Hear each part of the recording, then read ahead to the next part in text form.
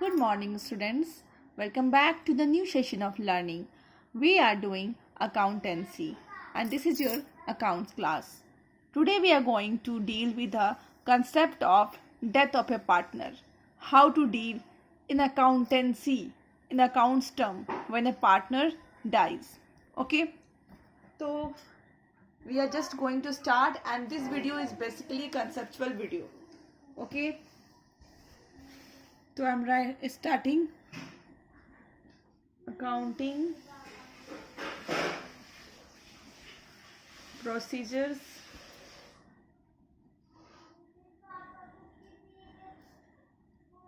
on death of a partner are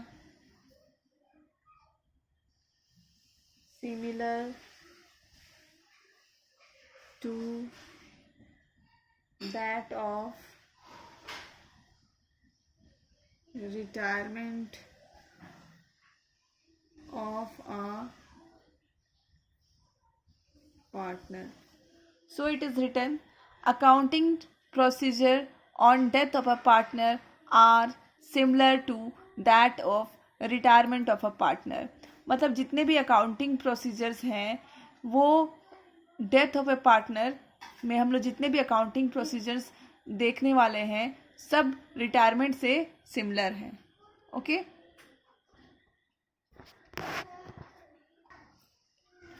so in case of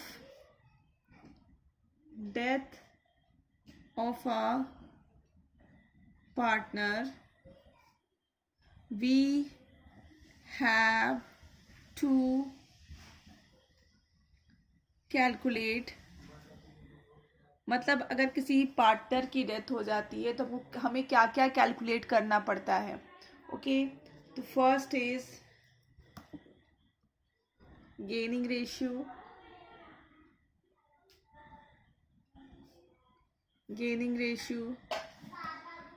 second is share of goodwill,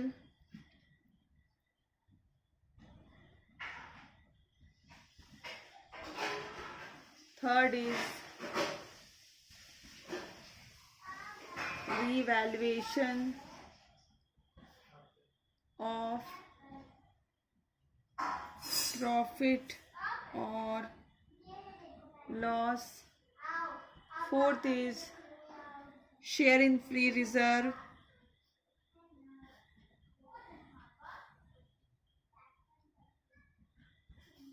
all the terms are known to you. अब ऐसा कोई भी terms जो मैं लिख रही हूँ ऐसा नहीं है कि आप पहली बार सुन रहे हो. Okay, then next is share in fictitious assets, 6 share in existing goodwill,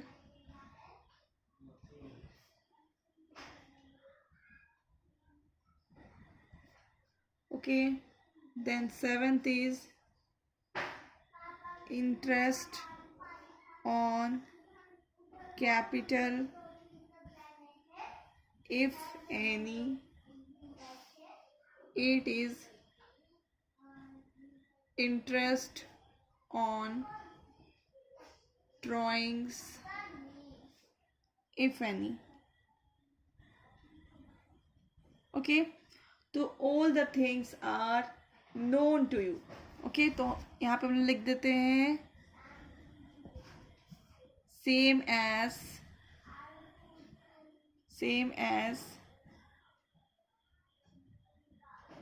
retirement of a partner.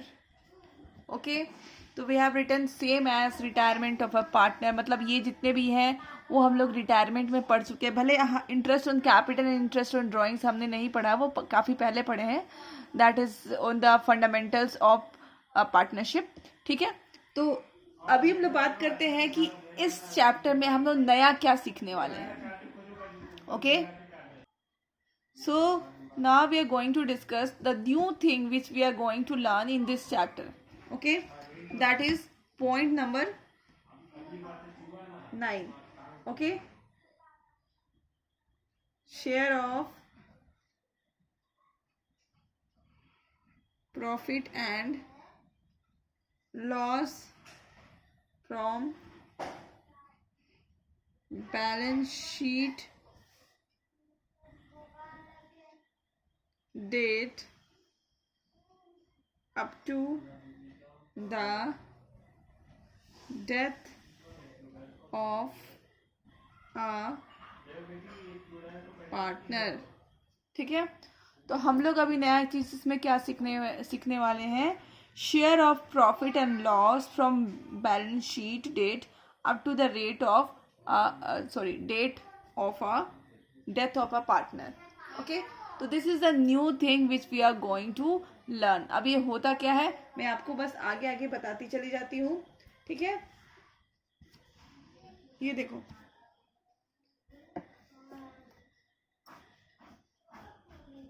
मान लो आप यूजुअली अभी देखो रिटायरमेंट की जितनी भी क्वेश्चंस है सब में रिटायरमेंट कब हो रहा है, 1 अप्रैल को होता है.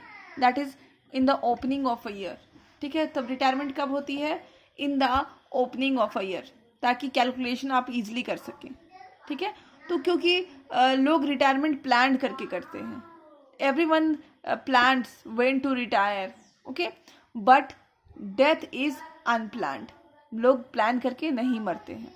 ओके, कहावत है मेहमान और मौत बुला करके नहीं आते हैं, बोल करके नहीं आते हैं, जो भी है. तो हाँ, जो डेथ होता है वो अनप्लान्ड होता है. तो वो क्या होता है, अनप्लान्ड होता है. मान लो अगर ये हमारी ईयर स्टार्ट हो रही है यहाँ पर से, दैट इज 1 अप्रैल 2019 सपोज यहाँ पे स्टार्ट हो रही है.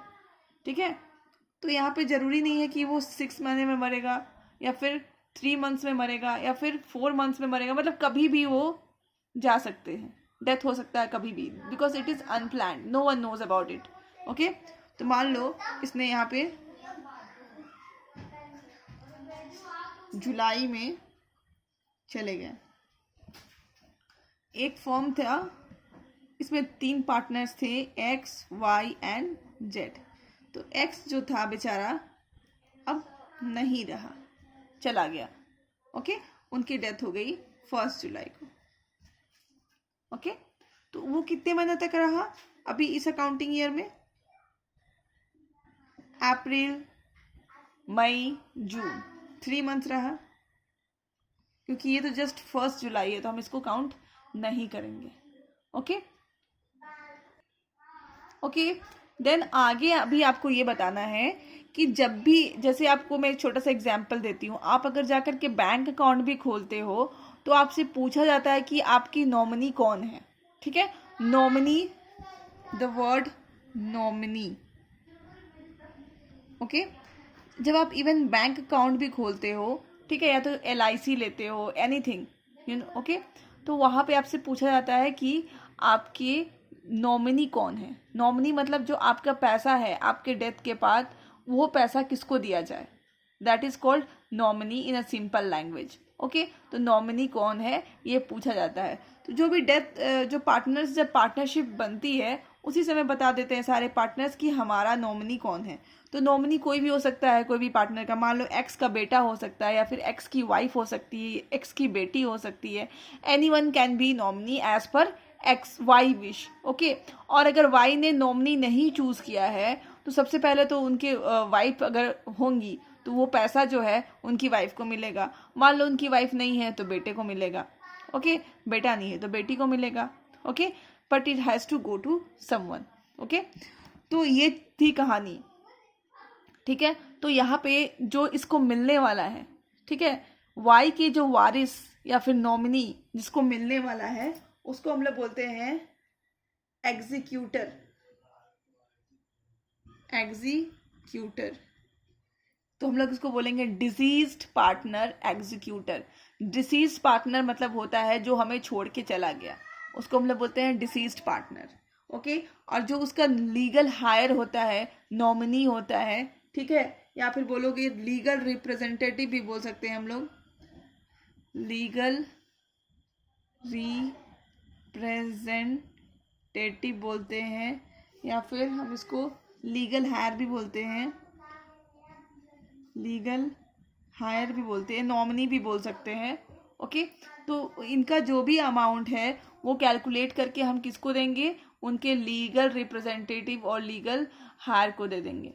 ओके, तो अभी ये जो भी है, मान लो इसका बेटा है यहाँ पे, ठीक है, वाई का बेटा है, तो वो बोलेगा अंकल, मतलब जो भी बचे हुए पार्टनर्स हैं उनको बोलेगा अंकल, यहाँ से यहाँ तक, यहाँ से यहाँ तक जो है that is from April to June. Okay, मेरे पापा का जो भी बनता है मतलब व्हाट, प्रॉफिट और loss.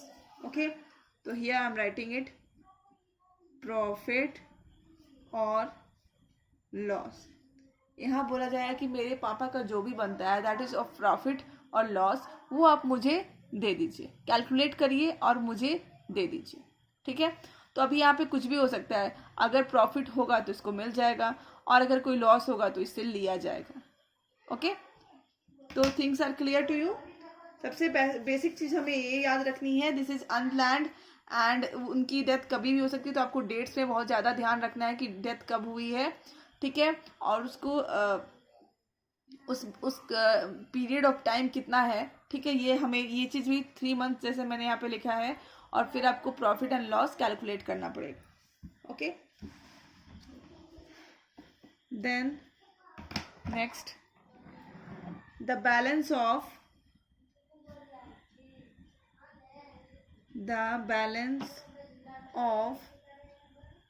Deceased partner is transferred to his executor's account। Okay, तो कहा जा रहा है the balance of deceased partner is transferred to his executor account. मतलब जो पार्टनर है, डिजीज पार्टनर है, मतलब जो जिनका डेथ हो गया है, उसका जो भी बैलेंस बचता है या बनता है, ठीक है, प्रॉफिट और loss, that is to be transfer to executors account.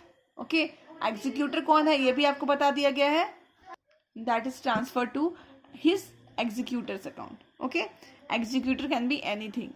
Okay, चलिए इसकी नरेशंस करेंगे हम। अच्छा, जनरल एंट्री कर लेते हैं इसके ऊपर। ठीक है, डिजीज पार्टनर को ट्रांसफर करने की क्या जनरल एंट्री है, तो हम लोग लिखेंगे deceased, DES, deceased partners capital account debit to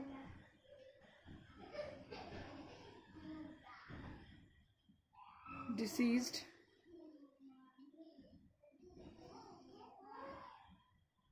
partners executors account. तो ये हम जनरल एंट्री पास करेंगे डिसीज पार्टनर के बैलेंस को एग्जीक्यूटर अकाउंट में ट्रांसफर करने के लिए। तो deceased partners capital account debit to deceased partners executors account. Okay, this is journal entry which we are going to pass. और इसकी जनरल एंट्री नरेशंस हम क्या लिखेंगे, being amount transferred to executor's account. This is the narrations which we are going to write.